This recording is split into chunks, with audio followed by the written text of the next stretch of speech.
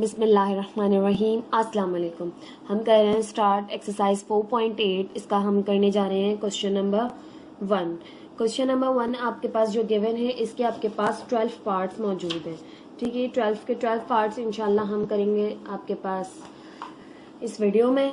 आपके पास एक्सरसाइज 4.8 में कह रहे हैं कि find the factors by using factor theorem. आपने फैक्टर्स फाइंड आउट करने हैं बट फैक्टर थ्योरम के जरिए। ठीक है, अब आपके पास जो है वो क्यूबिक जो है पोलिनोमियल गिवन है। पहला जो पार्ट है वो है x cube minus x square plus x minus 1। ठीक है, अब आपने फैक्टर थ्योरम के जरिए इसके जो है वो फैक्टर्स फाइंड आउट करने हैं। स्टार्ट करेंगे। सबसे पहले अपने पास अपने क्वेश्चन को आपने लेट करना होता है। Let P of x is equal to, यानी अपने जो पोलिनोमियल है उसको पी ऑफ एक्स के इक्वल लेना होता है। P of x is equal to x cube minus x square plus x minus 1 ले लिया। अब आपने इसके जो सबसे लास्ट यानी कांस्टेंट टर्म मौजूद होती है उसके आपने फैक्टर्स ढूंढने होते हैं। अब ये है 1, तो 1 आपको पता है कि 1 सिर्फ और सिर्फ 1 सा 1 होता है, यानी 1 सिर्फ और सिर्फ 1 के टेबल में आता है। तो साइन आपने अपने पास से लगा देनी होती है प्लस माइनस की।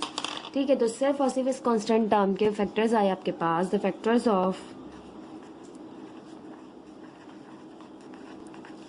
1 आर प्लस माइनस 1। ठीक है, ये फैक्टर्स आ गए इसके।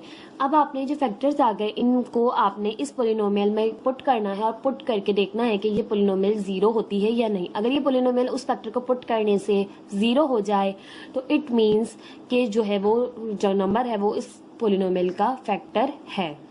ठीक है, तो आपने पुट करना है सबसे पहले put x is equal to 1 put कर रहे हैं तो यहाँ से हो जाएगा p ऑफ x में 1 पुट करेंगे।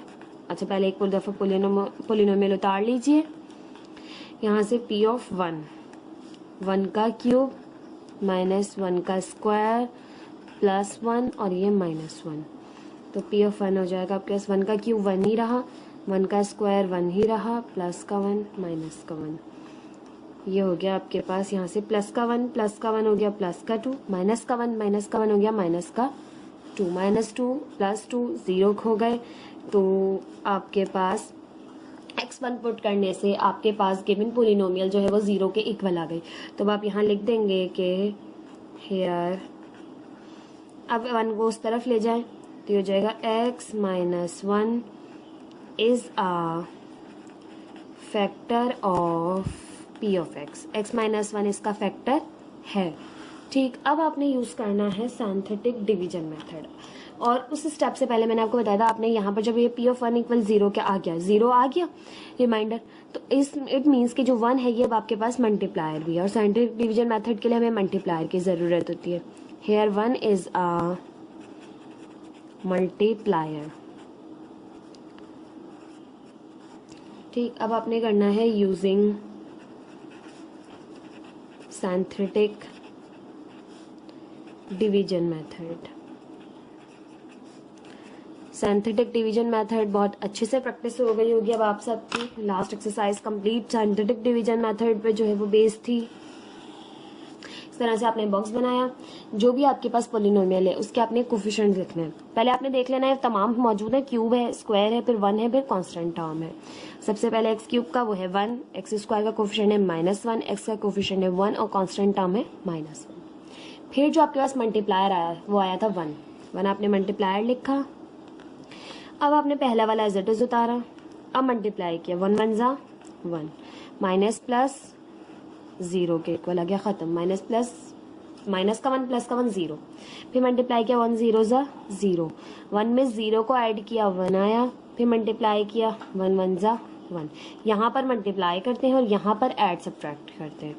माइनस का 1 प्लस का 1 कैंसिल, 0, रिमाइंडर आ गया आपके पास यहाँ से 0 और रिमाइंडर लाजमी 0 आएगा। ठीक, इस फैक्टर थ्योरम में सिंथेटिक डिवीजन में रिमाइंडर 0 के इक्वल आएगा। ठीक है, अब देखिए क्वोशंट है ये सारे। ठीक है, क्वोशंट को आप लिखते किस तरह है, देखिए p ऑफ x लिखेंगे। अब आप जो फैक्टर आपके पास आया था जो आपने पहले यहाँ लिखा था उसको मेंशन करेंगे। x माइनस 1 जो है वो फैक्टर था गिवन पोलिनोमियल का, क्योंकि गिवन पोलिनोमियल उससे 0 हो गई थी। और अब आपने इसको मेंशन करना है।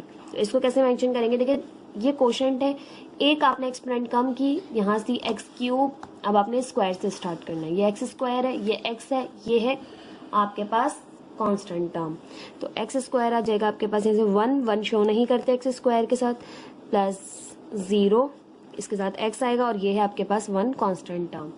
ठीक है, अब आपने यहाँ से क्या करना है, इसको जस्ट सिंप्लीफाई करना है। ये है x माइनस 1 और यहाँ से एक्स स्क्वायर, 0 एक्स 0, ये खत्म हो गई x की टर्म, जस्ट बचा +1।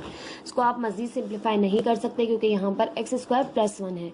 ठीक है, +1 के लिए आपके पास कोई भी फॉर्मूला मौजूद नहीं है, इन दोनों में से कुछ भी कॉमन नहीं है, तो यही आपके पास जस्ट आंसर है। इसको आप आंसर कह देंगे, यहाँ से ज़्यादा आप इसे सॉल्व नहीं कर सकते।